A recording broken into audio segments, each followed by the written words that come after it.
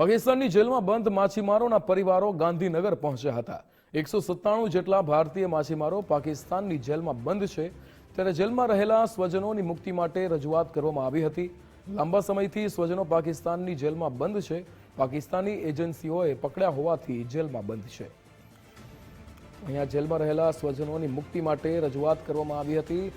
જેલમાં રહેલા સ્વજનોની મુક્તિ માટેની રજૂઆત કરવા માટે માછીમારોના પરિવાર ગાંધીનગર ખાતે પહોંચ્યા હતા।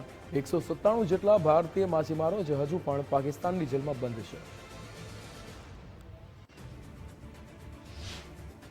પહેલાના જે માછીમારો પકડાયા હતા પાકિસ્તાન જેલમાં તે પણ છૂટી ગયા અને કોરોના પછી જે પકડાયા હતા એ પણ માછીમારો છૂટી ગયા। હાલમાં અત્યારે કોરોનાના સમયમાં જે પકડાયેલા માછીમારો છે તે જ પાકિસ્તાન જેલમાં છે। એટલે સરકારશ્રીને અમારી વિનંતી છે કે ગતિશીલ ગુજરાત, ગતિશીલ ઇન્ડિયા, તો આ પણ એક આપણા જ માણસો છે, આપણા જ મતદારો છે, એટલા માટે એમને વહેલી તકે સરકાર છોડાવીને અમારા વતનમાં મોકલે એવી અમારી વિનંતી છે।